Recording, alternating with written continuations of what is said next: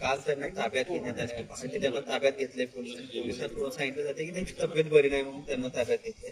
तर आरोप होतोय की हे आंदोलन दडपण्यासाठी केंद्र सरकार पद्धतीची भूमिका घेतली. अनेक वेळा केंद्र सरकारने दीपक आपले किटके यांना परवानगी दिली होती आणि त्यावेळेला वामचंद यांनी आपलं उपक्रम सुरू केलं.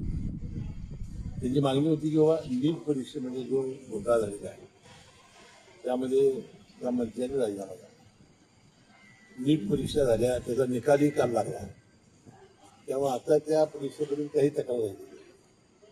आता एखाद्या मंत्र्यानं राजीनामाच द्यावा अशा मागणीसाठी असं उपोषण करणं हे काय योग्य आहे असं मला वाटत नाही.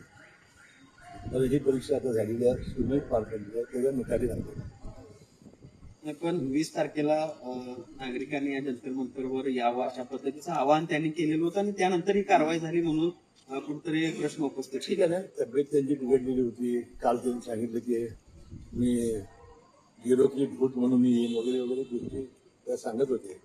त्यामुळे तिच्या तब्येतीच्या कारणावरून त्यांना एखाद्या वेळा ते औषधोपचार घेत नसतील म्हणून त्यांना एखाद्या वेळा ताब्यात घेतलं असावं. सर खरं तर या जास्त लोक ज्या आंदोलनात सहभागी होत आहेत अशी आंदोलनं मोडीत करण्यासाठी कोर्टाचा आधार घेतला जातो, न्यायालयाचा आधार घेतला जातो असा एक आरोप होतोय. काय सांगू शकतो? म्हणजे आता ज्या ज्या वेळेला लोकांना विठीला धरलं जातं, सार्वजनिक जागी रस्त्यावर बसणं, रस्ते अडवणं, त्यासाठी योग्य ती दखल कोर्ट घेत असतात. ते आम्हाला म्हणजे शासन करत असते.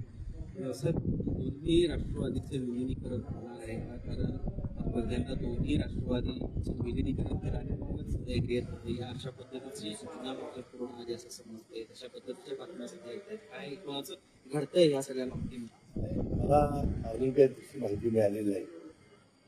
तो ज्या वेळेला प्रफुल्ल पटेल आणि सुनील तटकरे साहेब मुख्यमंत्र्यांना भेटले होते त्याच्या दुसऱ्या दिवशी आमच्या राष्ट्रीय अध्यक्ष आणि उपमुख्यमंत्री सुनेत्राताई मोहिनी यांनी आम्हा प्रमुख ज्येष्ठ सहकार्यांना बोलावलं होतं आणि त्यावेळेला सुनील तटकरे साहेबांनी कशासाठी आपण गेलो होतो याची माहिती देण्याचा प्रयत्न केला.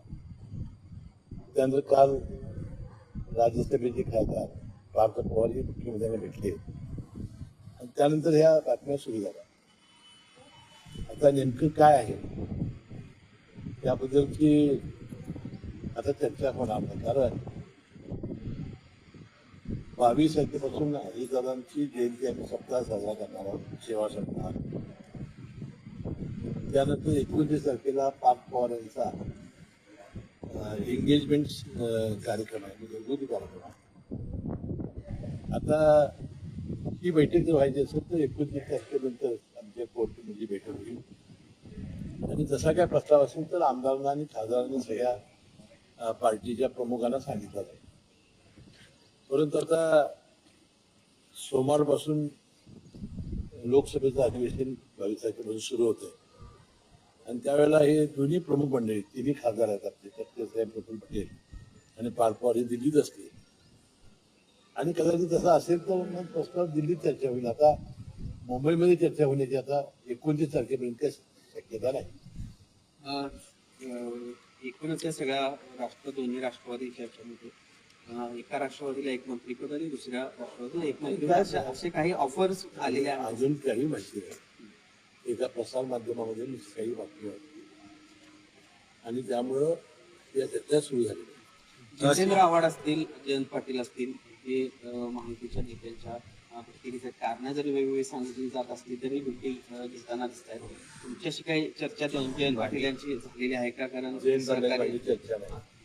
जयंत पाटलांनी कारण जे सांगितलं ते ईश्वरपूर जे गाव आहे इस्लाम तिथल्या नगराध्यक्षांना अतिक्रमणामुळं अपात्र ठरण्यात आलं आणि त्याबद्दल मी मुख्यमंत्र्या महिला भेटलो आणि त्याच वेळेला सांगितलं की सिद्धेश्वर नगराध्यक्षाची म्हणजे त्यानंतर त्याला भेटली.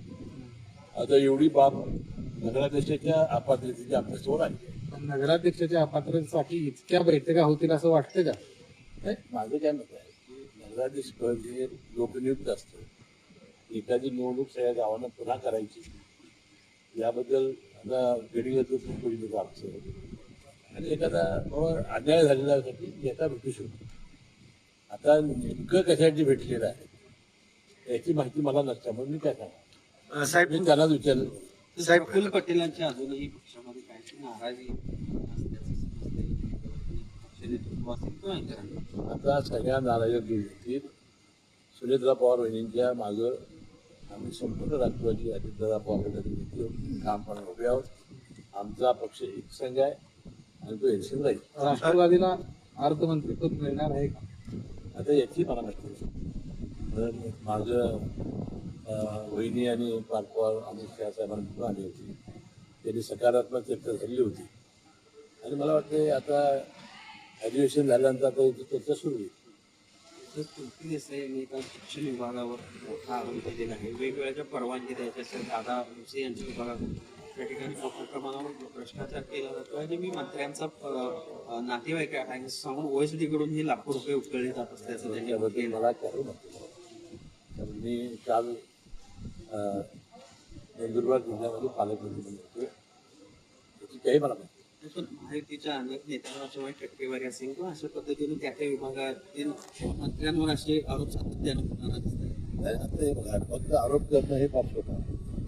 पुराव्याने सिद्ध करणं फार अवघड आहे आणि अशी बेताल आरोप करणं आणि एखाद्या माणसाला बदनाम करणं हे अनेक जण असं कृती करत असतात. आता यामध्ये मला याची माहिती नाही.